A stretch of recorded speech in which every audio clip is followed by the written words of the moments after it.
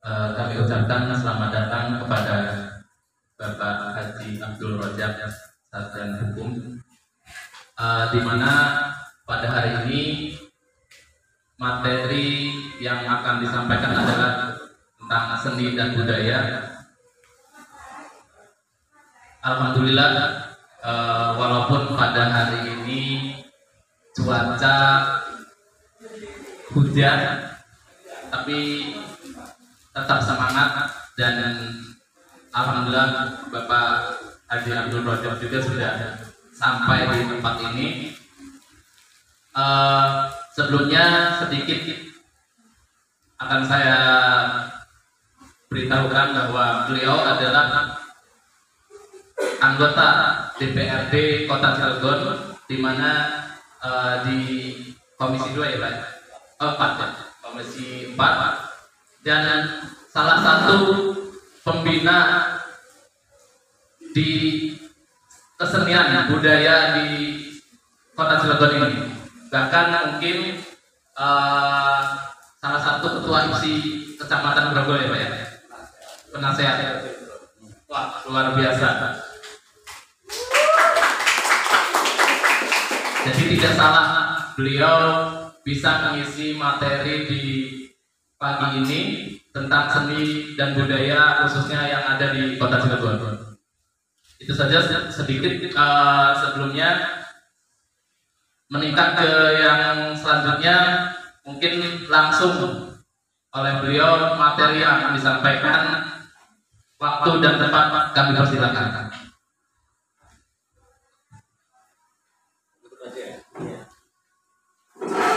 Assalamualaikum warahmatullahi wabarakatuh. Waalaikumsalam warahmatullahi wabarakatuh.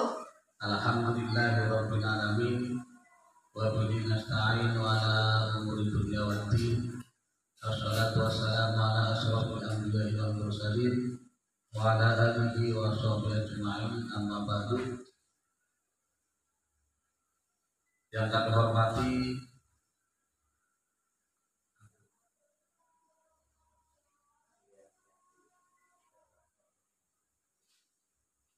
Ketua Gria Kreatif, yang mudah-mudahan baik ketua ataupun seluruh jajarannya, yang pertama dikasih kesehatan dari Allah Subhanahu wa Ta'ala, dan mudah-mudahan kegiatan ini selalu menjadi kegiatan yang bermanfaat baik untuk pribadi ataupun untuk orang lain. Pertama-tama, maka kita panjatkan puji syukur kita kehadiran Ilahi Rabbi, yang mana berkat rahmat dan hidayahnya sehingga kita bisa bertemu di sini, bisa bermuajahah, artinya silaturahmi pada siang pagi, tidak menjelang siang ini. Tentunya ini adalah semua karena izin Allah Subhanahu wa Ta'ala. Kedua kalinya salat beserta salam semoga tercurahkan kepada junjungan Nabi besar kita Nabi Muhammad sallallahu alaihi wasallam. Mungkin itu saja sepatah kata yang pertama. Dan yang kedua adalah saya disuruh memberi materi masalah kebudayaan. Di sini disodorkan kepada kami, yaitu yang pertama kebudayaan Dok-Dok Lojor Banten. Kalau saya lihat ini kebudayaan Dok-Dok Lojor Banten ini adalah dari Pajajaran. Pajajaran itu saya nggak usah lihat ini ya, nggak usah kita baca. Kalau saya lihat ini dulu zaman kerajaan Prabu Siliwangi. Jadi Prabu Siliwangi itu adalah penguasa dari Banten sampai Jawa.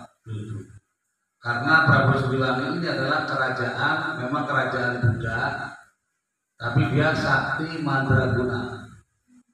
Terus dia survei ke setiap wilayah, kekuasaan, dan dia artinya ketika sampai di Kerawang kalau nggak salah ya ini cerita dari orang tua dulu, sampai ke Karawang. Di Karawang itu kan terkenal dengan sidennya, terkenal di sana itu dengan apa, dengan jogetnya. Akan tetapi di sana itu bukan bertemu dengan orang yang suka goyang, di situ bertemu dengan orang yang cantik cerita, ya kan? Dan dia hafal Al-Quran. Dia melamar terhadap santri itu di Kerawang itu. Nah setelah dia akhirnya melamar, padahal dia orangnya gagah, kaya, dan berpuasa. Ketika dilamar seorang putri itu, namanya saya lupa, nggak apa-apa ya. Seorang putri itu dilamar dengan Prabu Siliwangi, dia tidak mau. Kenapa? Padahal dia sudah gagah, ya kan, sudah kaya, dan dia mempunyai jabatan. Kalau adik-adik misalkan orangnya kaya, dia punya jabatan, terus orangnya ganteng, mau nggak dia? Mau kan? Jadi mau kan? Gitu. Nggak melihat dia itu takut atau tidaknya, dia itu udah saya tebak, ya kan? Udah tebak. Jadi kalau ada yang sekarang ini orangnya tampan, kan banyak uangnya, ya kan? Punya kekuasaan, ya, pasti mau, ya kan? Itu yang dicari oleh perempuan, kan gitu. Tapi sang putri ini tidak mau. Nah akhirnya heran Prabu Siliwangi, kenapa kok tidak mau? Karena saya tampan, saya ini kaya raya, dan saya punya jabatan tertinggi raja pada waktu itu. Sehingga dia datang kembali ke situ, berbincang-bincang, kata gurunya, kalau kamu mau menikahi putri ini syaratnya satu, apa? Anda harus masuk Islam.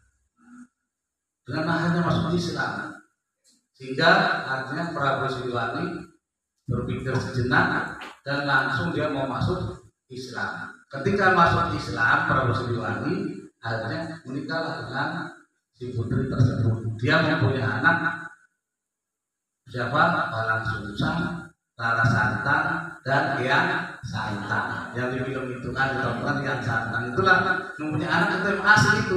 Jadi punya anaknya itu. Jadi Rara Santang, Walang Sungsang, Hyang Santang.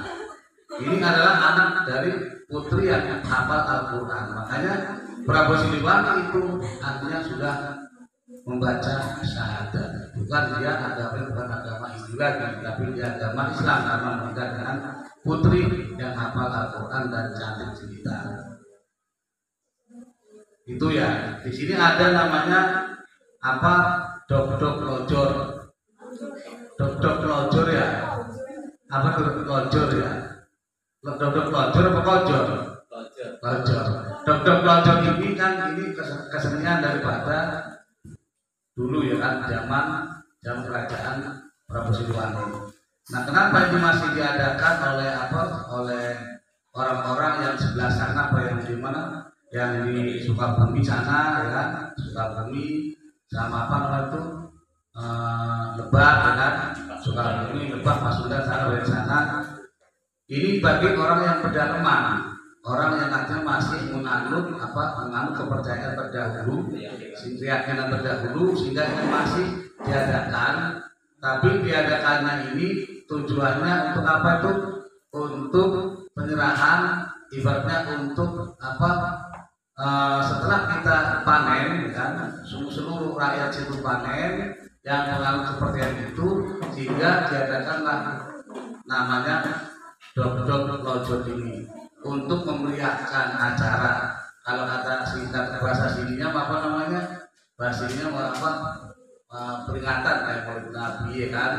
Memeriahkan. Jadi untuk memeriahkan setelah kita hasil panen, ini tempatnya bukan satu tempat, tetapi kalau menurut saya itu munajat terdahulu. Orang terdahulu munajat dahulu, meminta terhadap apa? Allah di mana ditempatkannya nanti. Sehingga dengan kalau sudah ada bisikan gaib, misalkan tempatnya di Tegalwangi, maka diadakan dok-dok lojor itu sambil membawa hasilnya semua di Tegalwangi. Contoh ya, misalkan di Geren, nah, berarti hasilnya itu dibawa semua Geren, karena dia menunggu bisikan dari apa? Dari mungkin dari apa? Dari malaikat atau dari yang lainnya, bukan dari makhluk gaib, baik itu. Ini diyakini oleh apa? Oleh orang terdahulu yang peninggalan zaman Pajajaran. Dan yang kedua, di sini kebudayaan suku Baduy. Nah, kita nggak usah baca lah ya, kita langsung cerita saja. Jadi suku Baduy ini ada Baduy dalam dan ada Baduy luar. Baduy ini termasuk kalau Baduy dalam ini orangnya masih alami, pakaiannya masih pakaian apa adanya, tidak memakai dari pakaian pasar. Yaitu semua dari hasil alam dia pakai, sehingga yang perempuan juga pakainya pakai alami ya kan, dari kapas kelapa dan dari daun-daunan dipakai itu. Jadi dia masih pakai alami, tidak beli dari pasar. Dan Baduy dalam ini ketika kita mau berkunjung ke sana itu kita harus permisi dulu, mampir dulu di tempat Baduy luar kan. Itu ada tempat kita bisa nginep dari situ ya, karena mungkin kita mau melaju ke dalam itu nggak mungkin dalam satu hari kita sampai. Kita pagi berangkat dari luar menuju pertengahan itu sudah sore, kalau nggak salah sore ya, kalau nggak juga ibaratnya sore tapi jam 3 atau jam 2. Itu kita masak dikasih makan, kita makan itu yang biasa makan kita kasih lah buat mengganti makannya itu. Setelah itu kita istirahat dulu, baru paginya kita berangkat lagi menuju Baduy dalam. Kalau kita lihat di sana itu kalimatnya masih benar-benar arif, masih alami, karena di sana itu tidak boleh kita itu menebang pohon, kan? Tidak boleh menebang pohon, tidak boleh matikan binatang, ya kan? Bisa tidak boleh bersembarangan. Kalau kita sembarangan di sana bisa kita hilang dengan sendirinya, apalagi kita menantang gitu, karena itu namanya kalau zaman dahulu namanya Sunda Wiwitan. Nah, kita gabung aja lah semuanya ya keterangannya. Nah, di sini ada apa? Jadi sejarah Baduy itu dulunya itu terlahir dari namanya Kerajaan Pojok Umum. Pojok Umum ini adalah Raja Banten yang mana yaitu Sakti Mandraguna. Terus datanglah siapa? Kerajaan Cirebon. Siapa namanya? Syekh Syarif Hidayatullah. Syekh Syarif Hidayatullah ini mau menyebarkan agama Islam dari Cirebon ke Banten. Dia terus berjalan, meminta sambil mencari menyebarkan agama Islam. Ternyata di Banten ini susah awalnya, untuk menyebarkan agama Islam, sehingga Syekh Syarif Hidayatullah itu alang kabutlah untuk memasukkan agama Islam di Banten ini.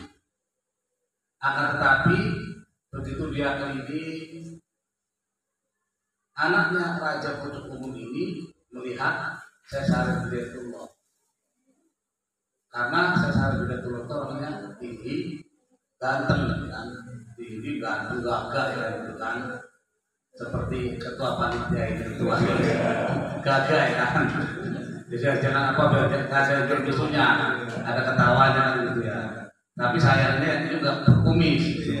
Kalau Syekh Syarif Hidayatullah kan punya kumis dan ada kumisnya gagah ya kan gitu.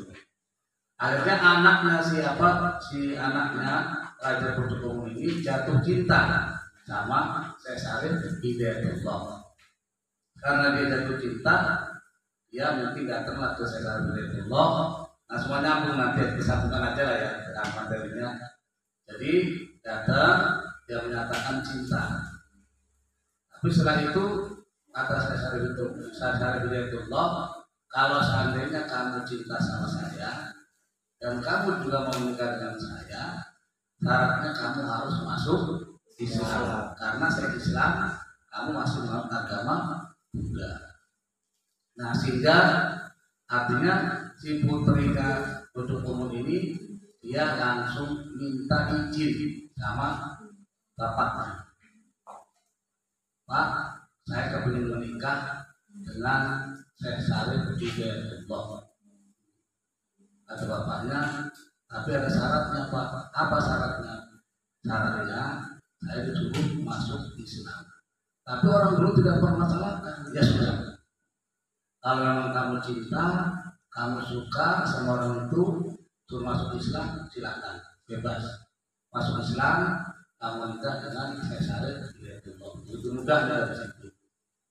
Setelah itu singkat cerita, artinya singkat cerita langsung dia menikah karena sudah sama-sama agama Islam. Setelah menikah, ya lambat laun dia mengandung. Pas ketika mengandung, anaknya Raja Pocok Ungu ini selalu ingin makan minum darahnya orang. Ini cerita orang tua ya, saya bukan dia cerita nih, tapi saya langsung dari cerita guru-guru saya dan orang-orang tua saya di Banten ini. Jadi dia selalu kepinginnya minta makan dari orang dan minum darah orang selagi mengandung, selagi mengandung itu. Nah kata saya secara Hidayatullah, tidak boleh deh, tidak boleh, itu hukumnya haram. Tapi tetap dia maksa terus, maksa ini makan itu ini itu. Akhirnya karena saya secara Hidayatullah tidak kuat, akhirnya dia pulanglah ke Cirebon. Ditinggallah istrinya ini. Tinggal, jadi akhirnya dari tinggal mungkin beberapa bulan kemudian terlahirlah anak.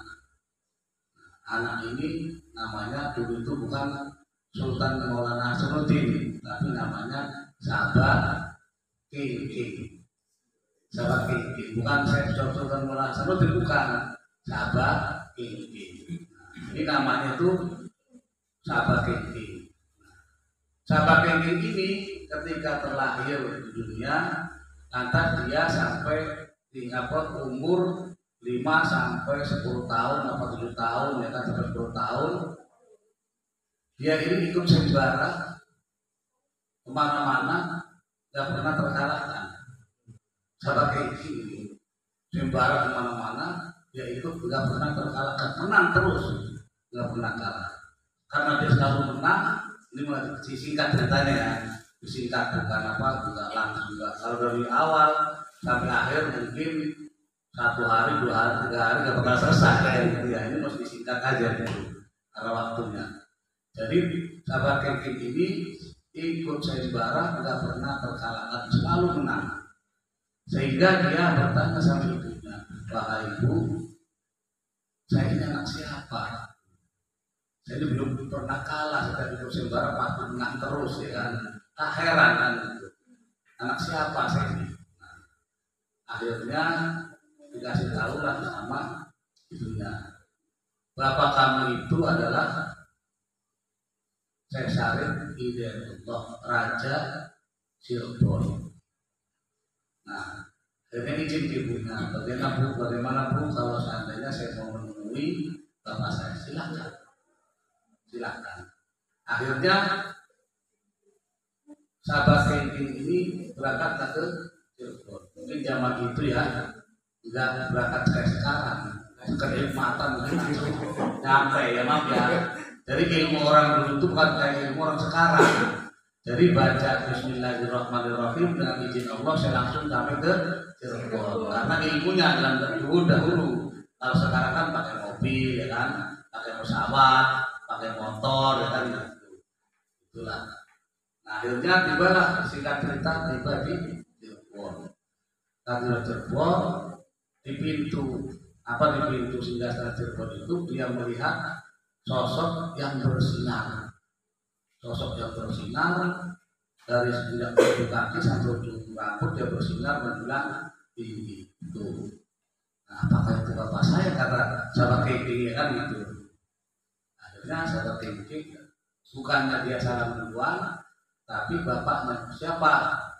Gerangan, kata saya Syarif Hidayatullah. Saya Sabah King. Dari mana? Dari Banten. Kan? Oh iya. Dari siapa? Dari bapak saya. Bapak kamu siapa? Karena jadi dari Cirebon, namanya saya Syarif Hidayatullah. Oh iya. Dan kamu? Benar. Ya sudah. Akhirnya kata Sesar Hidayatullah, kalau kamu memang benar anak saya, tolong kamu pulang ke Banten, bikin masjid dan menara, ya kan? Masjid, menara, serta pagar-pagarnya, ya, itu dalam 1/3 malam. Kalau kamu sudah dari itu, kamu bikin masjid, bikin menara, dalam 1/3 malam, pas menjelang mau waktu subuh kamu naik ke atas menara, di situ kamu ajar, kan? Dan langsung kamu sholat di masjid itu. Akhirnya dapat amanah dari bapak itu, dia langsung pulang ketemu sama ibunya. Kata ibunya, gimana nak? Ketemu sama bapak kamu, ketemu bu, katanya. Tapi syaratnya susah bu. Apa syaratnya? Suruh bikin masjid dan menara dalam 1/3 malam, jangan sampai muncul matahari terbit dan terbenam. Oh iya, ya. Jadi ibunya itu kan dia kalau Pojogomo itu kan raja kerajaan hitam, seluruh jin bangsawan menguasai sama dia. Nah, akhirnya ibunya sama Sultan Hasanuddin ini zaman dulu itu bukan sultan yang baru, sama ibunya bukan. Dia duduk berdua di situ minta sama mengundang para jin, ya kan, jin, ya kan, disuruh bikin menara dan bikin masjid, ya. Jadi enggak? Jadi sebelum terbenam, sebelum matahari terbenam, sudah jadi itu sebelum waktu subuh sudah jadi. Kenapa? Karena yang bikin bukan manusia, yang bikin bangsa-bangsa jin yang diminta pertolongan oleh Sultan Hasanuddin dan ibunya. Karena ibunya sudah sakti. Itulah. Makanya kalau pikir-pikir nggak masuk akal, tapi memang kenyataan. Secara akal tidak masuk akal, tapi kenyataan barangnya jadi, masjidnya jadi, menara juga jadi. Ketika waktu menjelang mau subuh, nah sahabat yang itu masuklah ke menara, naik ke atas menara, dia mengumandangkan ajan. Dengan ajan selesai, dia langsung komat. Ketika komat, ada bayangan masuk ke dalam masjid. Kaget juga siapa yang masuk masjid itu. Setelah selesai, komat turunlah sahabat Kenti menuju ke masjid. Begitu masuk ke masjid sama ibunya, bapaknya sudah berada di dalam masjid. Sesar Hidayatullah. Disitulah sholat berjamaah subuh Sesar Hidayatullah beserta anak dan istrinya. Dari situ diganti namanya bukan Sahabat Kengking, tapi Maulana Hasanuddin. Itulah diganti namanya, ya kan? Jadi saya ganti nama sekarang bukan Sahabat Kengking lagi, tetapi namanya Sultan Hasanuddin. Nah, itu. Inilah artinya ini perpaduan antara kerajaan Islam dan kerajaan Buddha dulu, ya kan? Ini adalah sejarah Baduy, sehingga dan juga di situ ada peperangan setelah Sultan Hasanuddin artinya berada di Banten ini, dia artinya peperangan dengan bapaknya, bukan bapaknya, jadi cucunya dengan kakeknya. Jadi Sultan Hasanuddin kan cucunya, ya kan? Nah, yang namanya Pojogomo ini adalah Raja Banten, ini kakeknya. Peperangannya bukan perang tanding, bukan perangan prajurit dengan prajurit, bukan. Tapi peperangannya itu peperangan adu kesaktian. Adu kesaktian. Adu kesaktian ini yang pertama, ini singkat saja lah, nggak usah semuanya kan. Artinya Raja Banten ini Pojogomo dia bikin bikin jagung, ayam jagung dibikin dari besi baja. Jadi ayam jagung dibikin dari besi baja. Secara akal masuk akal nggak masuk akal. Tapi kenyataannya benar nyata. Jadi baja diambil dijadiin. Kalau zaman dulu mungkin dia kan minta sama leluhurnya, tolong baja ini jadi jadi jago aja. Seketika itu langsung jadi ayam jago. Nah, sementara Sultan Hasanuddin itu yaitu menjadikan jago ini bukan dari baja, tetapi dari orang. Siapa orangnya? Orangnya adalah yang sekarang di Gunung Santri almarhum. Siapa namanya? Siapa namanya? Coba tahu nggak? Itu yang ada di Gunung Santri, ya kan? Siapa namanya? Saya juga lupa itu. Hah? Bukan.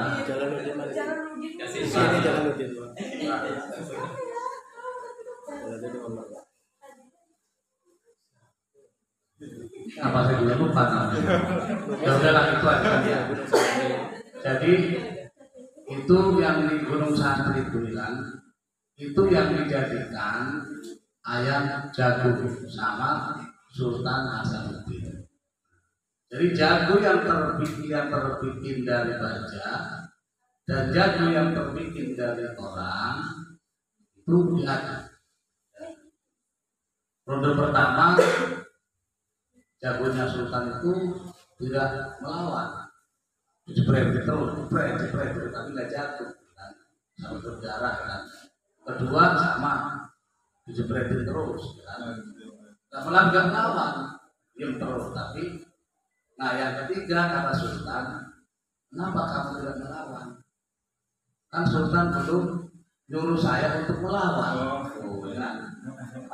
Kata ayam jago itu, kan Sultan belum menyuruh saya untuk melawan. Begitu yang ketiga disuruh melawan sama Sultan, kan? Begitu langsung sekali jebret, langsung mati. Seketika itu yang punya produk umum kalah, kan? Kalah artinya peperangan produk umum kalah dengan cucunya. Dan yang kedua, produk umum itu langsung perlombaan yang kedua adu kesaktian itu produk umum itu langsung naik ke atas bambu. Di atas bambu, ujungnya apa namanya? Ujungnya bambu itu dia di situ bersandar, tidur di atas bambu. Jatuh. Nah, kamu bisa nggak seperti saya seperti ini? Kalau Sultan Hasanuddin itu tidak pakai alas di atas awan-awan, dia tiduran di atas awan-awan. Nah kalau untuk umum itu ada sandaran, walaupun pucuk bambu ya bambu, tetap ada sandaran walaupun sedikit.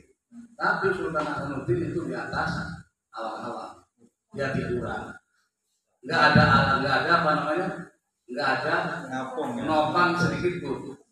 Nah dari situ akhirnya pucuk umum merasa kalah dan langsung dia izin, saya akan pergi ke Baduy dan namanya semua kan Baduy dan namanya ke pegunungan sebelah sana akan berjalan. Itulah makanya jadi sebenarnya nggak bakal ada peperangan Banten dengan Baduy itu nggak bakal. Kenapa? Karena kakek dan cucunya Sultan Hasanuddin ya kan, kakeknya Raja Pucuk Umum. Itulah sekilas sejarah yang itu ya. Terus di sini saya lihat juga di sini ada dunia persilatan, yang mana dunia persilatan ini adalah dulu para leluhur kita menciptakan jurus-jurus ini itu dari zaman masa perjuangan. Kenapa harus berlatih silat? Silat yang pertama adalah bela diri. Dulu silat ini diadakan di pesantren, perguruan pesantren, di masjid-masjid, di musola, belajar silat. Tujuannya adalah untuk membela tanah air, untuk membela diri, membela keluarga, dan membela tanah air kita yang tercinta. Makanya para ulama dulu mengajarkan sama kita, baik laki-laki ataupun perempuan, itu diajarkan silat buat bela diri. Sekarang baru bisa silat ya? Bisa. Kalau saja kan pas gitu ya. Jadi pas. Nanti silatnya itu pertama silatnya itu artinya sebenarnya silaturahmi. Ketika saya berkunjung kemana? Berkunjung ke Bogor, Cimandi, di sana itu artinya silat itu silaturahmi. Silaturahmi itu berkunjung antar kumpulan yang satu dengan kumpulan yang lain. Dia bertanding di situ. Siapa yang kalah, siapa yang menang tidak dendam, tetapi mencari ilmu untuk nanti ketika kita untuk peperangan. Dan di situ juga diisi dengan ilmu-ilmu agama, diisi dengan ilmu persilatan, dan juga diisi dengan ilmu-ilmu kekebalan dan juga yang lainnya. Setelah artinya belajar ilmu agama, belajar ilmu silat, dan diisilah dengan ilmu-ilmu karomah yang lain. Salah satunya nggak mempan tembak, nggak mempan bacok, dan juga yang lainnya yang sekarang ini dikatakan adalah debus. Jadi debus itu, nah di sini kan ada debus ya, kemudian debus. Makanya kita sambung aja langsung ya. Jadi nyambung semua, nanti nyambung semua.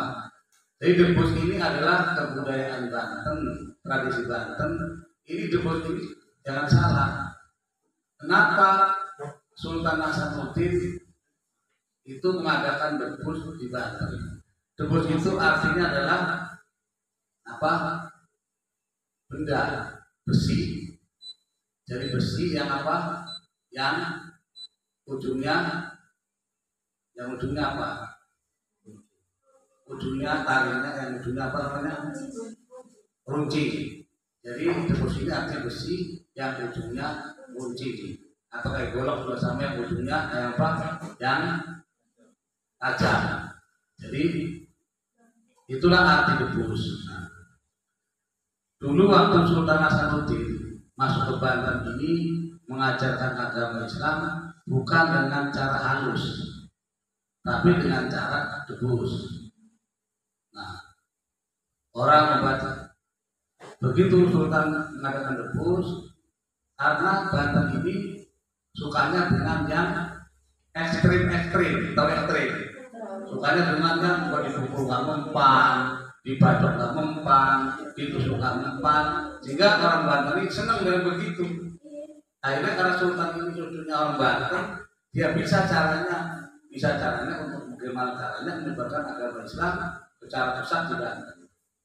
Diutuslah sama Caesar Saifullah, diutus untuk menyebarkan agama Islam di Banten. Nah waktu pertama kali masuk dia pakai lagi ditusuk-tusuk tidak mempan. Akhirnya orang berduyun-duyun datang. Bagaimana Sultan? Bagaimana Pak Sultan Hasanuddin?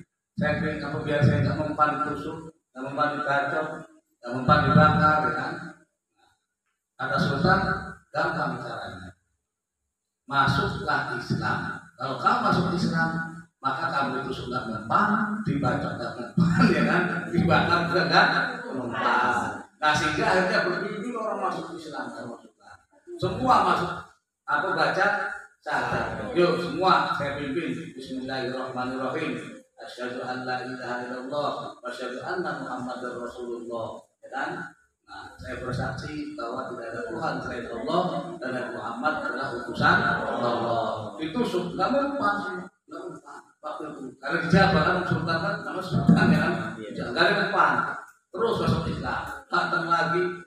Itu lagi kalau ingin kayak seperti ini kamu gak mempan dibacok, gak mempan dia apa-apain, masuk Islam syaratnya baca syahadat lagi terus sehingga Islam di Banten ini pesat karena Sultan Hasanuddin. Jadi caranya bukan cara gampang, bukan cara-cara yang sadis gitu caranya. Kalau nggak cara sadis di Banten ini nggak bakal ada yang masuk Islam karena Banten ini namanya juga Banten itu bantahan artinya. Banten itu membantah terus dan orangnya keras. Banten orangnya keras. Jadi ya termasuk ada cerita konyol, tapi kayak kenyataan nih. Ini ya, jadi gini. Ini ada cerita konyol, tapi kalau dibilang kenyataan memang kayak katanya kenyataan. Kalau dibilang kenyataan, tapi memang ya nyata. Jadi gini. Ketika pasukan Belanda modern Karangantu dulu ya kan, Karangantu itu dia punya tank yang di kapal dihadapkan ke mana, ke Karangantu ya kan, pelabuhan Karangantu. Sultan itu menyuruh, tapi ini apakah intervisu ya dandaan atau memang asli saya juga nggak tahu, ya Allah alam bisawab ya kan, Allah yang lebih tahu lah. Itu para prajurit disuruh apa? Disuruh menunggi. Tahu nunggi? Nunggi hadapkan ke pasukan Belanda. Dan nungginya itu jangan pakai celana. Ya ini kayak lucu tapi kayak kelihatan juga gitu, pakai celana. Jadi nunggi nggak pakai celana semua. Kan ini kan alatnya kan ke bawah semua kan. Alatnya kelihatan semua. Memang bukan jorok ya, memang ini cerita. Jadi begitu orang Belanda melihat apa? Melihat dengan apa? Dengan teropong itu kata orang Belanda, waduh, pasukan Sultan sudah siap semua tanknya. Tahunya itu. Ya, karena kan dia kan bener kan, pantatnya kelihatan ya kan. Nah ini juga bawahnya kelihatan. Nah badannya kan kayak badannya kesini badannya kan. Badannya kesini kan gitu ya. Wah, kata Belanda, kita gak bakal menang. Begitu banyaknya tank-tank baja yang di daratan itu, ya darat itu udah menghadap ke kita. Udah kita pulang aja, gak bakal menang katanya. Hanya dengan apa? Dengan kita apa namanya, hadapkan dengan pantat kita, Belanda sudah lari gitu. Ya apakah ini cerita itu benar apa tidak? Tapi memang yang mengandung arti juga. Memang kalau kita lihat kayak beneran kan, pantatnya kayak apa? Kayak peluru kan. Orangnya kan kesini kan gitu, apa ke depan. Jadi kayak tank baja kan gitu. Kakinya kan kayak kaki tanknya itu. Badannya kesini kayak tank bajanya kan. Jadi dia akhirnya lari terlebih dahulu. Sehingga akhirnya dia itu tidak menyerang ke Banten. Makanya Banten ini susah diserang. Makanya di sini ada kegiatan yang namanya apa? Kegiatan Rudat Banten. Makanya nyambung. Di sini Rudat Banten ini memang kegiatan-kegiatan orang zaman dahulu ketika ada pernikahan, ada apa namanya kegiatan sunatan, kegiatan apapun itu dipakai rudat. Rudat itu apa? Qasidah yang gede dulu. Jadi qasidah yang besar-besar itu apa namanya, bacanya sholawat Nabi, terpukannya juga berbeda terpukannya, bukan seperti terpukan qasidah, bukan terpukan yang kelihatannya acak-acakan, tapi ada maksud tertentu di situ. Nah, karena rudat ini terkenal dan orang banyak berkumpul ketika rudat ini dikumandangkan, sehingga sama Belanda tidak diperbolehkan untuk ada rudat, ya kan? Belanda takut nanti dengan ada rudat ini, ya kan, orang berkumpul nanti bisa menentang Belanda, sehingga sama Belanda dicegah rudat ini. Nyambung juga ya situ kan. Nah, dan di sini ada kebudayaan tari zikir Saman Banten. Ini berzikirnya ini, jadi dia berzikir bikin lingkaran, dan ini biasa dipakai itu ketika apa, kita kalau ada atau selamatan, saya buka Jilani, atau kita mengirim Fatihah buat Nabi Muhammad, itu puji-pujian buat Nabi Muhammad, dan puji-pujian buat Allah, dan puji-pujian juga buat Nabi Muhammad. Nah ini dia cara dengan muter-muter ya kan, tapi semakin dia muter semakin kenceng, ini semakin dia khusyuk. Ini berbeda. Nah tapi kita sekarang kebanyakan sekarang ini bukan muter di Banten ini, tapi berzikir bersama, ya kan, berzikir bersama. Jadi ini juga memang ya, tari zikir ini sebenarnya tari zikir yang memang kalau kita laksanakan di badan kita juga sehat, dapat pahala, dan juga kehusuannya kita dapat. Karena sambil tepuk tangan, ya kan, ibaratnya kayak kalau sekarang itu kayak marhaban, ya katakan marhaban, pikir mulut itu sama aja. Dari marhaban juga kan suara lantang, suara keras, tapi kita memuji sama Allah dan Rasulnya. Sama juga dengan pikir mulut, sekarang kan pikir mulut juga sama. Itu itu kita puji-pujian sama Allah dan juga Rasulnya. Itu nggak nyimpang, benar. Kalau Obruk Banten ini kan ya, Obruk Banten ini dulu itu ya apa ya, campuran. Kata saya mau kegiatan apa kayak campuran itu ada kesenian. Kalau sekarang itu di apa ada gendang, lawakan ya, lawak. Jadi canda tawa. Kan kalau ada apa Obruk itu artinya situ ada kesenian campuran yang mana ada gendang kan, ada silatnya, ada topengnya ya kan, ada apa candaannya. Jadi situ macam-macam.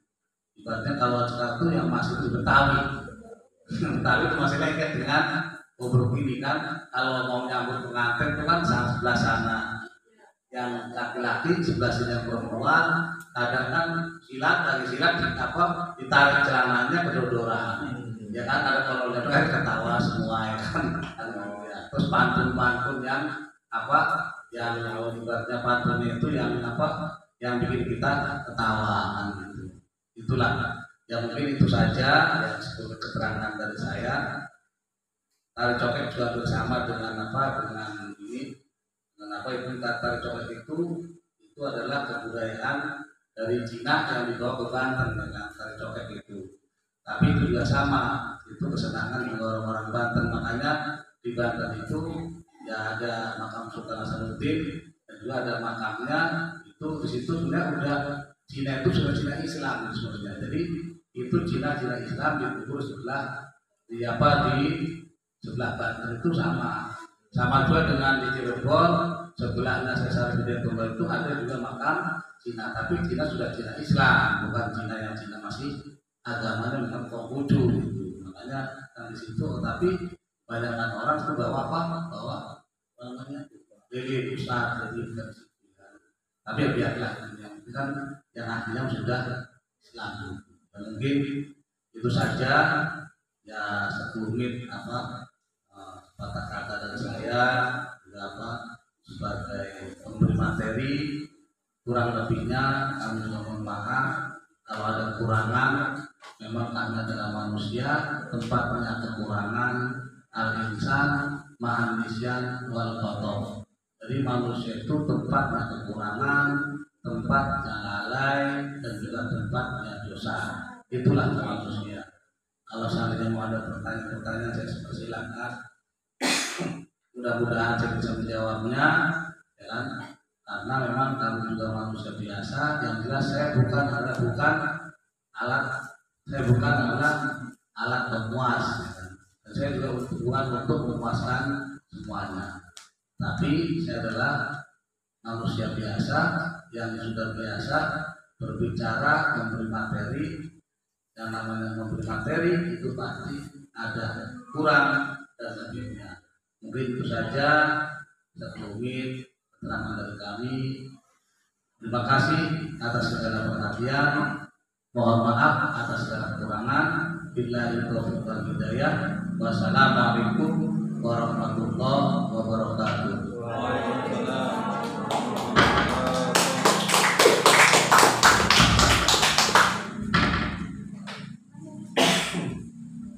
Sebelum ke sesi selanjutnya yaitu tanya jawab ya, silakan dinikmati dulu hidangannya.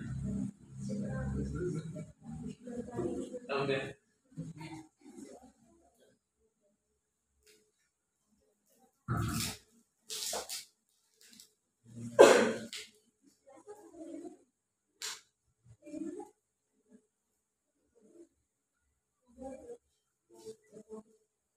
Baik,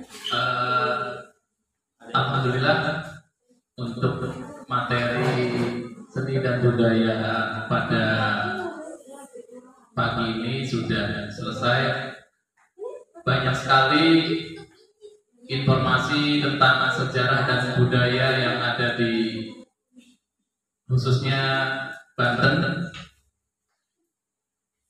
Saya sendiri sebelumnya awam Pak, dan bahkan mungkin hari ini mendapatkan ilmu, sekaligus ada satu hal yang ingin saya tanyakan sebelum ke teman-teman. Karena saya menyimak dari awal cerita, ada satu yang mungkin kalau di Bandung itu kan ada Tangkuban Perahu ya. Nah, tadi disebutkan oleh Bapak itu di Banten diharuskan untuk membuat satu masjid. Nah, di satu masjid ini belum ada keterangan nih Pak. Saya pengen tahu masjid apakah itu? Masjid Banten ya? Ya. Masjid ini. Jadi itu masjid Keraton Banten yang ada sekarang masih ada. Jadi kuburan Sultan Nasruddin itu sebelah kanan, kalau di sini ada kanan, sebelah sisi kirinya itu masjid dan itu ada kolam di tengah-tengah itu ada alun-alun. Nah, itu masjid Agung Banten itu nggak ada perubahan sedikit pun dari dulu. Cuma hanya dicat aja gitu ya. Belum ada perubahan tentunya. Itu ya teman-teman, mungkin awalnya kita tidak tahu tentang sejarah dari Masjid Raya Banten ya, yang mungkin sekarang sudah tergambarkan. Itu menjadi ilmu dan menjadi informasi buat kita yang mungkin nanti buat teman-teman di luar nanti ya. Oke, saya nampakkan ke teman-teman semua, barangkali ada yang mau ditanyakan. Silakan.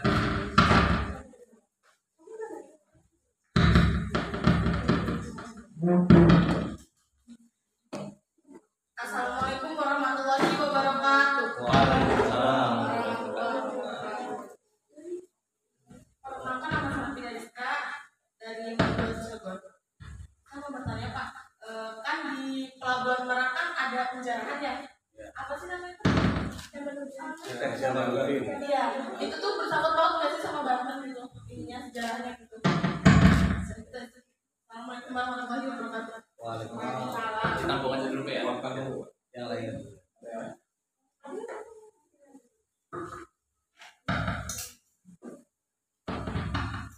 Assalamualaikum warahmatullahi wabarakatuh. Waalaikumsalam. Izin bertanya Bapak, kan pada masuknya Islam karena pengen pergaulan kalau ditusuknya sama Sultan Hasanuddin pasti udah dikasih jante-jante atau enggak. Terus kalau lagi nggak sama Sultan Hasanuddin, nanti bakal nembus nggak tusuknya. Terus juga berkah nggak masuk Islam karena kan harusnya masuk Islam itu karena Allah bukan karena Islam. Terima kasih. Assalamualaikum warahmatullahi wabarakatuh. Waalaikumsalam. Sudah mahasiswa. Assalamualaikum warahmatullahi wabarakatuh. Waalaikumsalam warahmatullahi wabarakatuh. Sebelumnya izin bertanya dan perkenalkan nama saya dari Fatimah Latifah dari Magelang Kota Cirebon. Pak, izin bertanya, di sekarang ini di zaman milenial ataupun di zaman zilenial ini banyak para pemuda yang malah lebih suka terhadap kebudayaan luar ataupun westernisasi. Mungkin ada banyak para pemuda yang tadi itu bisa silat dan sebagainya, cuman sebagian para pemuda juga ada yang mereka malah mengikuti kebudayaan luar. Lalu bagaimana cara Bapak, tanggapan Bapak untuk agar para pemuda ini selalu suka terhadap budaya lokal ataupun budaya tradisional gitu?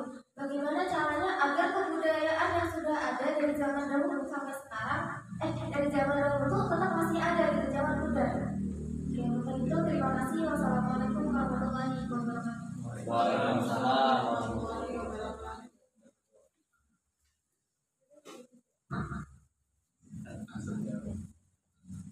Terima kasih. Assalamualaikum warahmatullahi wabarakatuh. Yang pertama adalah pertanyaan dari saudara saya. Saudara siapa? Tidak. Mengenai masalah Syekh Jamaluddin. Jadi kalau kita lihat Syekh Jamaluddin itu justru saya juga sejarahnya tidak tahu. Cuma kalau dari kabar-kabar itu bahwa Syekh Jamaluddin di situ ketika mau dibongkar oleh buat dipergunakan untuk pelabuhan itu bidu atau ekskavator yang mau nonton itu sudah nggak bisa nonton, rotorin semuanya, rusak. Mau di ini juga nggak bisa. Nah sehingga akhirnya terus mulai telusuri, ternyata memang itu adalah ini penunggu lautan. Nah, itu buat kayak sama ada di Pulau Cangkir juga ada, ya kan? Ternyata di Lombok juga ada, di Tanjung Priok juga ada. Setiap pelabuhan besar itu rata-rata ada yang nunggu. Tapi itu mungkin ya udah kawannya Syekh Jamaluddin. Nah, sehingga sampai sekarang pun itu banyak yang berjalan ke situ. Memang itu adalah waliullah. Kenapa? Karena memang biasanya waliullah itu diketahui setelah meninggal dunia. Ada yang sebelum meninggal dunia dan juga ada yang setelah meninggal dunia. Satu contoh saya di sana di mana di Ungaran, di Semarang. Saya kan berpondoknya di Semarang, saya di Kalibungu ya. Di itu ada namanya Syekh Munadi. Syekh Munadi itu ketika dia masih hidup tidak ada yang tahu bahwa beliau itu adalah waliullah, kekasihnya Allah. Tidak ada yang tahu. Tapi ketika dia meninggal dunia, ya rupanya dia semasa hidupnya itu pernah mencari titik sumber air.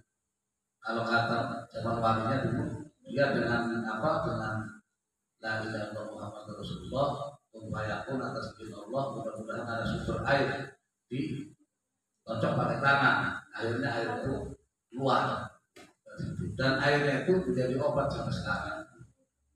Obat. Syekh Munadi ini sebelum meninggal tidak ada yang tahu kalau itu waliullah. Tapi setelah dia mencari kayu, dan halnya mencari kayu di kebun, tempat makan kalau istrinya, atau belajar mengaji, yang orang biasa lah kelihatannya nggak ada yang tahu. Setelah meninggal dunia, ada ulama besar dikasih mimpi bahwa Syekh Munadi itu orang yang dikasih sama Allah, sehingga dia itu langsung datang ke situ dan besok-besokan harinya dia bermimpi ditemukan oleh sumber yang dibikin oleh Syekh Munadi dan itu menjadi obat. Memang benar ketika emang semua itu izin Allah, bukan karena Syekh Munadi yang tadi, karena karunia dari Allah, kan izin dari Allah. Jadi kiai saya itu sakit, namanya Kiai Munadillah, masih hidup orangnya, masih hidup di Teringgu, dia dengan pondok pesantren namanya Miftahul Hidayah. Dia sakit 3 bulan, dia sakit. Dia mendengar ada cerita bahwa airnya Syekh Munadi yang ada di luar itu adalah air obat. Akhirnya dia sakit-sakit berangkat ke sana. Dia sampai sana, Bismillahirrahmanirrahim, ya Allah, mudah-mudahan saya sembuh, ya kan? Saya akan minum air ini, katanya air ajaib. Bismillahirrahmanirrahim. Minum, dia sholat, kerasa baru itu seger, nggak loyo lagi, rasa seger. Pulang ke pondok pesantren lagi, sudah alhamdulillah sembuh. Itulah atas izin Allah, bukan manusianya, tapi ini adalah karunia dari Allah. Allah lah yang kasih kesembuhan, cuma syaratnya air tadi yang dibikin oleh Syekh Munadi. Nah, sama juga Syekh Jamaluddin ini ibaratnya waliullah yang memang saya juga nggak tahu, tapi yang tahu itu ada namanya Pak Hajat Sudrajat, dia turunannya itu, turunannya ya, Syekh Jamaluddin turunannya namanya Pak Hajat Sudrajat, orang Cirebon. Dia tahu. Kalau saya jujur, kalau nggak tahu bilang nggak tahu, jangan sampai bilang nggak tahu, nggak tahu bilangnya tahu kan gitu. Cuma kalau jarak ke situ. Nah terus yang kedua, ada pertanyaan bahwa artinya masuk agama Islam itu karena Allah, bukan karena kebal. Oh ini karena kebal. Nah, jadi begini deh. Zaman dulu itu ada dengan kesenian masuk ke Islam. Satu contoh, Sunan Kalijaga. Sunan Kalijaga itu masukkan Islam itu dengan kesenian, dengan gamelan, dengan ini, tapi baca sholawat Nabi terus. muja kepada Allah, muja kepada Rasulullah, sehingga orang itu senang, sehingga masuklah Islam. Itu sunnah apa? Sunnah dijaga. Dan pakaiannya pun sunnah dijaga itu enggak seperti wali.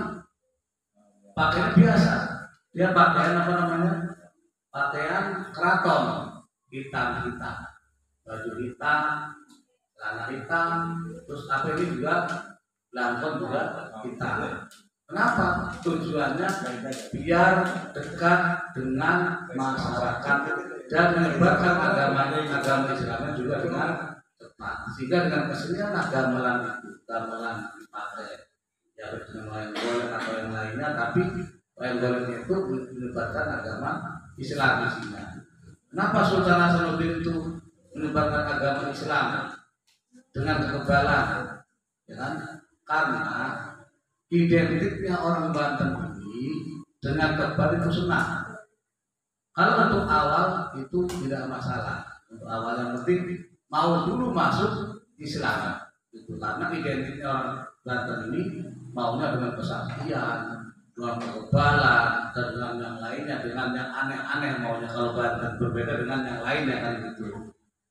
Nah sehingga Sultan Hasanuddin karena memang dia terlahir dari orang Banten juga, sehingga dia punya ide tersendiri bagaimana caranya saya masukkan orang Islam dengan cara begini, dengan cara debus dan itu di hadapan orang banyak, sehingga berbondong-bondonglah orang itu masuk Islam. Kenapa? Seharusnya lihat Allah ya benar, tapi setelah masuk Islam dikasihlah ilmu pengajian dengan Sultan Hasanuddin, dikasih ujangan-ujangan bahwa artinya Islam itu seperti ini. Arti Islam itu seperti ini. Jadi masuk Islam itu yang kita sembah adalah Allah. Yang kita ikuti adalah Rasulullah. Pelaksanaan Islam itu apa? Yang pertama kita laksanakan rukun Islam ada berapa? 5. Pertama apa?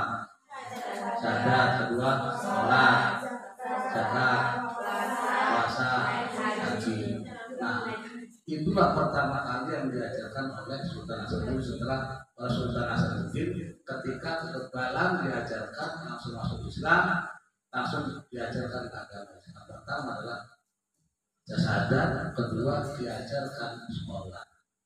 Setelah diajarkan sholat, di situ baru diajarkan baca Al-Quran, baca hadis. Nah, nanti dengan sendirinya kalau sudah bisa sholat, bisa baca Al-Quran, bisa hadis diterapkan oleh Sultan, di hatinya tertanam.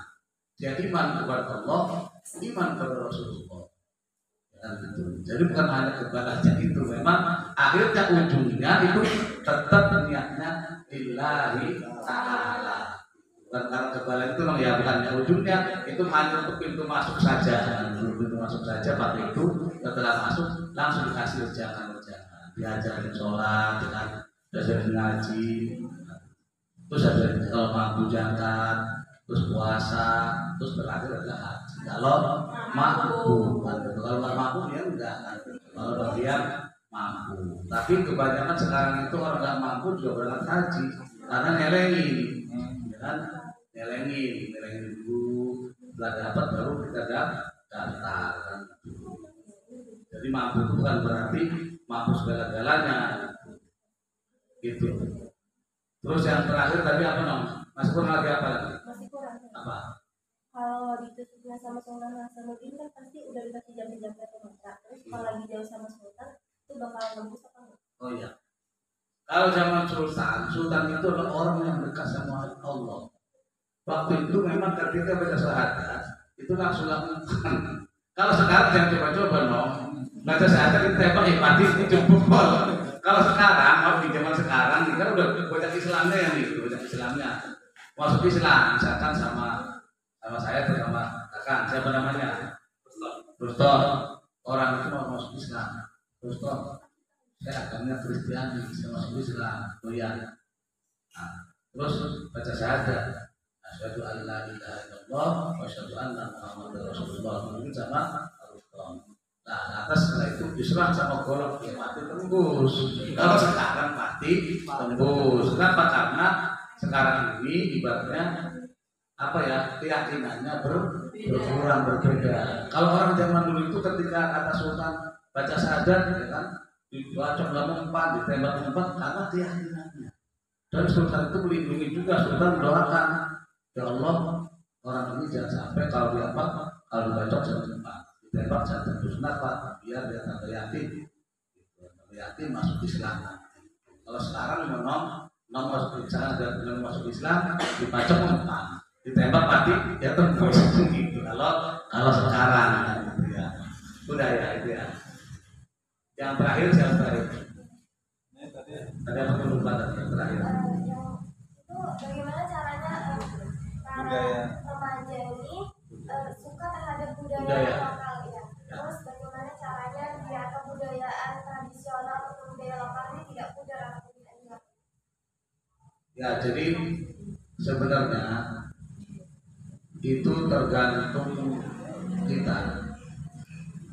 Jadi kalau kita terpilih bagaimana caranya pemuda-pemudi biar cinta terhadap kebudayaan lokal, kita di masing-masing RT-nya, di masing-masing RW-nya, atau di masing-masing desanya, bila perlu kita adakan kegiatan, entah itu kegiatan seminggu sekali, entah itu kegiatan 2 minggu sekali, entah itu kegiatan 3 minggu sekali, ataupun per 1 bulan sekali. Kita sering adakan pertemuan di masing-masing wilayah.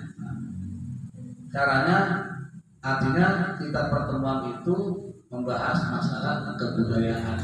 Saya contoh misalkan di daerah saya itu ada namanya pencak silat. Pencak silat ini kita adakan setiap sebulan sekali. Itu bergilir kalau misalnya bergilir. Nah, bagaimana caranya biar orang itu senang sama gendang dulu, senang sama gendangnya, sehingga dia lihat gendang, setelah lihat gendang dia melihat orang silat. Bagaimana caranya biar orang itu tertarik dengan silat itu? Nah, gitu. Kalau orang sudah tertarik dengan silat itu, sehingga dia mau belajar silat. Kalau sudah belajar silat, otomatis hasilnya akan senang dengan kebudayaan silat tersebut dengan yang ada gendangnya. Kalau di sini gendangnya gendang patingtung, ada patingtung, ada juga gendang ketika diha, ya kan? Ada juga gendang ya, yang lainnya ya kan, itu semua itu yang penting bagaimana caranya biar kita menghibur anak-anak sejak kecil sampai juga dewasa. Makanya kalau di sana di Gerem ya khususnya, di sana kan banyak gendang. Hampir setiap RT itu ada gendang. Makanya dari kecil sudah kita ajak, artinya belajar silat. Dan tempatnya juga sudah ada. Dan juga di sini juga ada nama-nama di Janggang Sukma Winata. Pak Sukma Winata juga dia sama, itu anggota saya juga. Dia punya namanya bukuannya itu Pandan Alas. Ada bukan Pandan Alas. Itu juga sama budaya kita. Makanya kalau bisa orang di Janggang ajaklah silat di situ biar senang. Dengan senang dia pasti tidak bakal keluyuran ya. Kalau sudah senang, orang itu nggak bakal akan terbawa dengan budaya-budaya luar. Tapi manakala kita tidak berkumpul dengan budaya kita sendiri, itu pasti akan terbawa oleh budaya luar. Makanya kita tanamkan di RT RW kita dulu yang paling bawah. Kita adakan latihan silat, kita adakan kegiatan pengajian, atau kita adakan kan tradisi kita dulu itu adalah setiap habis maghrib itu pasti semua orang ngaji. Enam ini masih gak ketemu dengan habis maghrib pengajian? Ketemu ya bersama. Dulu itu habis maghrib itu nggak ada yang nonton TV. Nggak ada yang nonton TV, semua pengajian. Pengajian di gurunya masih ada yang 100 orang, ya kan? Ada yang 150 orang, ada yang 50 orang, kan banyak guru ngaji di kampung-kampung itu. Nah, setelah pengajian itu biasanya mau pulangnya itu tebak-tebakan dengan guru. tebak-tebakan. Ya bener nggak? Ada Iya. tahu nggak? Nah, yang bisa ketebak itu pulang duluan. Tebakannya mah ya gampang-gampang aja, ya kan? Sholat maghrib berapa rakaat kan gitu kan? Sholat isya berapa rakaat gitu. Kalau mau masuk Islam baca apa gitu. Yang gampang-gampang. Jadi sehingga orang itu tertentu langsung semua jawab, ya kan? Acungan tangannya kejawab pulang terus sampai habis. Kalau nggak kejawab tetap masih ditahan gitu, ditahan sampai waktu bisa terus, tapi nanti terakhir dikasih jawaban gitu, kasihan. Tapi rata-rata dulu itu kejawab semua. Dan saya itu dulu juga ngalamin ketika saya itu masih sekolah di Bidaya, dulu itu saya itu belajar sholat. Karena masih ada nggak belajar sholat itu? Masih ya, nah masih alhamdulillah kalau masih. Jadi belajar sholat itu saya di rumahnya almarhum Pak Haji Abdul, mudah-mudahan ada kebudayaan yang segala dosanya dan dikasihkan ketenangan. Jadi namanya Bu Haji itu, saya itu kalau belum ngaji itu ngisi apa? Limbah air itu belum menimba, sekarang udah nggak ada kan? Sekarang udah nggak ada sumber, pakai sandu semua sekarang. Dulu saya limbah air kan itu sambil nunggu giliran ngaji. Sudah selesai ngisi air, baru kita ngaji ya gitu. Itulah, jadi emang sebenarnya kayak gitu itu bagus untuk artinya melatih jati diri kita, untuk melatih kemandirian kita, biar kita jiwanya punya jiwa yang sosial, jiwa membantu sama guru, dan juga jiwa membantu sama teman-teman dan juga. Jadi itulah makanya kita harus kepingin menarik orang itu gak gampang, susah. Makanya bagaimana caranya kita hias kendang itu dengan hiasan yang sebaik mungkin. Satu contoh kalau di saya ya, anak-anak kecil itu sebelum mau tampil kita rias dulu. Kita lihat dari dulu, ya kan? Kasih pita-pita, ya kan, biar seneng kan, suruh ngaca dulu, kasih bedak dulu, ngaca sebelum tampil, ya kan? Jadi dari kecil udah kita terapkan budaya kita ini, budaya silat ini gitu. Jadi anak yang dari kecil yang segini itu kan senang semua kan. Setelah dia keluar silat rampak, ya kan, bareng-bareng, karena kalau satu-satu gak bakal berburu, masa 100 orang satu-satu saya berapa, saya mati gak bakal beres kan gitu ya. Jadi 10 orang. Setelah dirias, ya kan, dikasih riasan semuanya dari apa, dari kerudungnya, dari bajunya kan, semuanya dikasih apa, renda-renda dan bagus, dan senang tampil. Ditonton, dilihat sama orang tuanya, dan sama orang tuanya. Setelah artinya selesai, disawer sama orang tua. Jadi merasa senang kan, ya, termasuk anak saya sendiri. Yang saya sendiri namanya laki-laki semua. Jadi namanya Muhammad Solahuddin yang sudah di pondok di Pondok Pesantren Al-Hidayah, Muhammad Abdul Daus di Pondok Pesantren Dalwa di Jawa Timur. Sebelum berangkat di pondok itu dia belajar silat dulu, masih kecil. Tampil di depan orang-orang udah berani tampil sudah kan gitu. Saya sabar senang gitu ya. Sehingga dia senang namanya kebudayaan Banten. Bahkan anak saya itu kepingin apa namanya, sudah dibacok Pak, nggak bisa, masih kecil kamu itu, wah seperti orang itu tusuk umpan, nggak bisa ngerti itu, masih kecil ya kan. Jadi pikirannya sudah sana, lihat orang bacok umpan ya kan, ditusuk apa namanya, jarum, ya kan, lidahnya sama jarum, dia kepingin juga kan gitu. Tapi kalau itu ya udah nggak apa-apa kalau itu kayak gini. Sampai dia minta ilmu macan, ya kan? Bapaknya, dia katanya tidak apa-apa, saya iain aja. Kenapa? Biar dia artinya tidak patah semangat. Minta ilmu ini. Saya pilih, iya, ilmu macan. Saya pilih ilmu kebal. Saya pilih ilmu ini. Ya, iain aja. Kalau anak bicara kayak begitu, jangan. Iain aja. Ya. Kenapa? Biar dia nggak putus semangat, nggak patah semangat. Pokoknya kalau nanti ada yang perempuan ya kan, nanti punya anak, jangan sampai diputus semangatnya. Jangan ya. Kalau dia punya tujuan begini ya. Main kalau tidak berbahaya biarin. Tapi kalau mainnya berbahaya, itu baru kalau pisau ambil, ya kan, dan marahin. Kalau gunting ambil. Karena secara psikologi anak kecil itu ketika tidak pernah kita marahin, langkahnya dia seperti apapun dan kita marahin, dia otaknya semakin gemerlap. Karena dia lagi cari jati diri sejak kecil. Tapi kalau kita marahin, biasanya otaknya ini tersendat. Seharusnya mau pinter, tapi kurang. Kan gitu kurang. Karena sering dimarahin sama orang tuanya. Makanya dia seorang ibu nanti kalau pernikahan. Ini ilmu psikologi saya juga tahu dari dokter. Kata dokter, Pak Haji Roja pernah marah nggak sama anak? Pernah, saya bilang jangan kasihan. Karena anak itu punya cita-cita, ya kan? Dia dari masih belajar otaknya punya begini.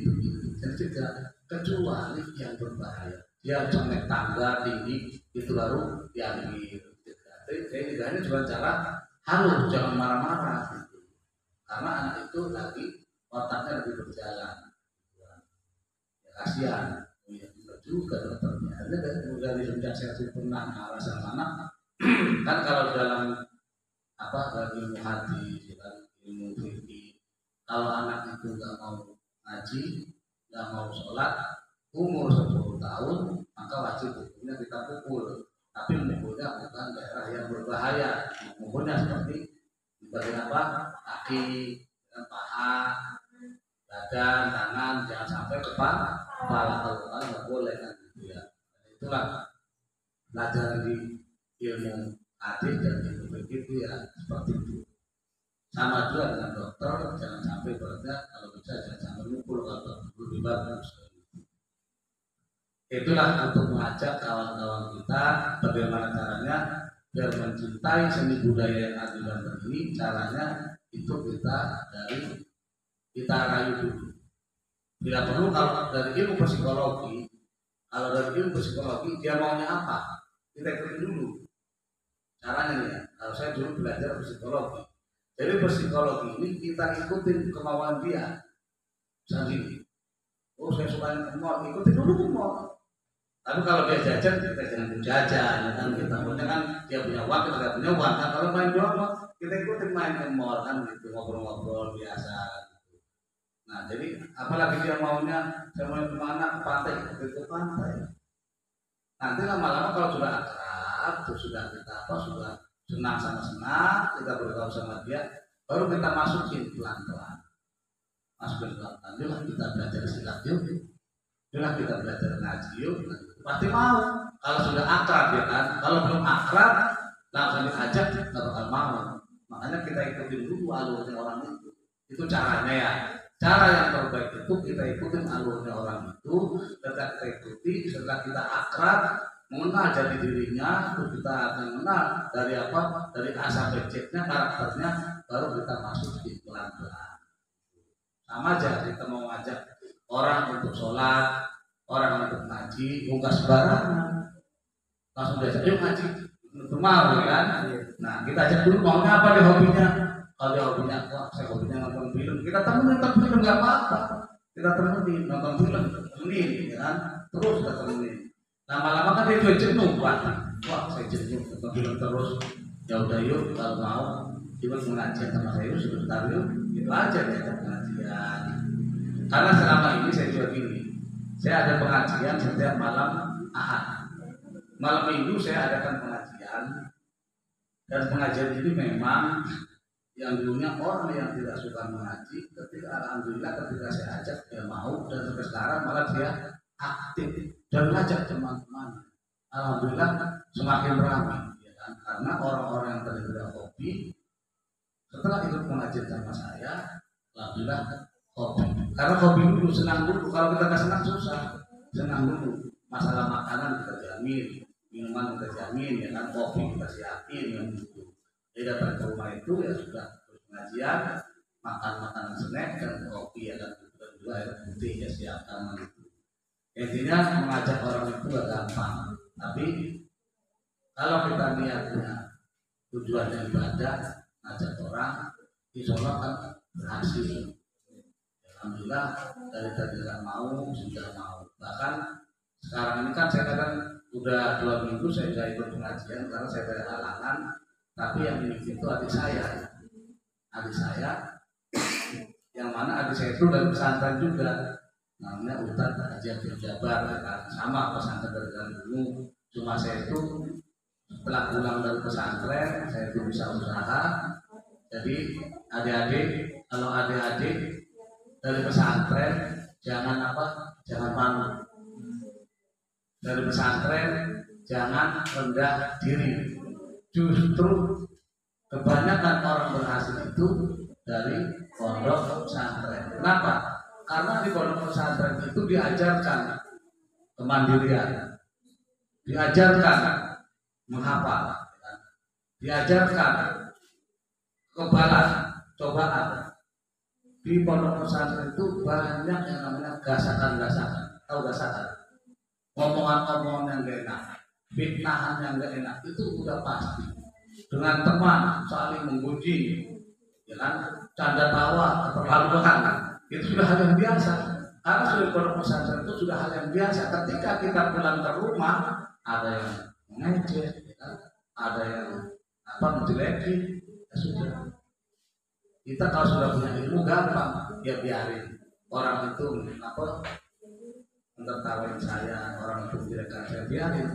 Dosa saya buat dia, pahala dia buat saya, selesai. Jadi kita tuh tahu ilmunya gitu, nggak pusing. Tapi kalau kita dari pondok pesantren, ketika kita dihujat, kan, ketika kita dipermalukan dengan orang, kita emosi, ya kan? Karena kita nggak tahu ilmunya. Kalau kita tahu ilmunya, ya santai saja, kita biarin. Dosa saya buat dia, pahala dia buat kita balikan begitu saja. Insya Allah selesai. Dan orang yang terbaik itu adalah orang yang mengalah. Orang yang terbaik itu orang yang rendah hati. Itu kuncinya. Kalau kita sudah di pondok pesantren akan terkepung dengan itu semua. Sehingga perjalanan hidup kita itu akan enteng. Itulah dari tadi agar suka ke budaya. Nah itu ya caranya tadi kita ikutin kemauan orang sendiri yang mau kita ajak, setelah kita ikutin baru kita rayu melakukan, insya Allah dia pasti akan ikut. Itu mungkin jawabannya. Kalau ada kekurangan saya mohon maaf. Terima kasih. Wassalamualaikum warahmatullahi wabarakatuh. Waalaikumsalam warahmatullahi wabarakatuh. Terima kasih. Barangkali ada lagi?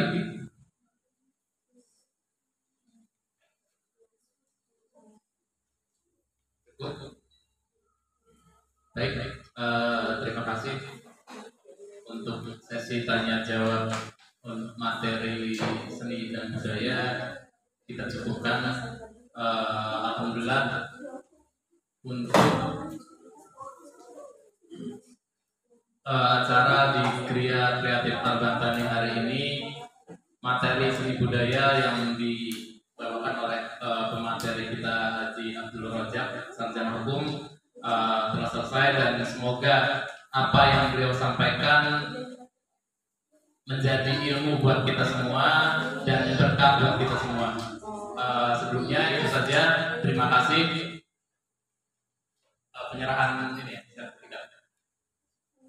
Baik, ini Pak mungkin ada penyerahan sertifikat dari ketua yayasan ya.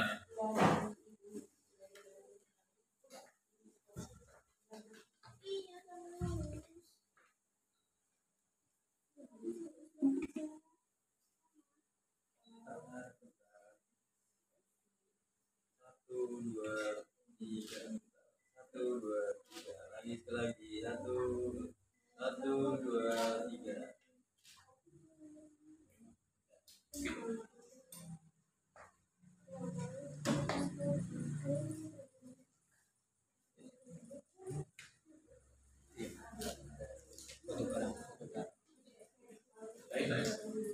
Selanjutnya ada sesi foto dengan para peserta, ya Pak.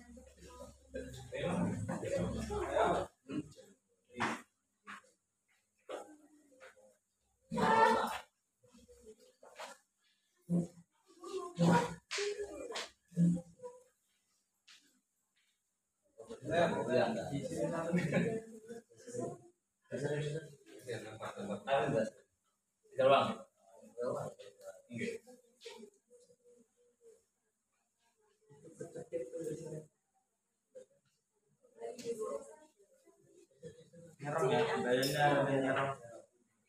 Belakang banding nyerang.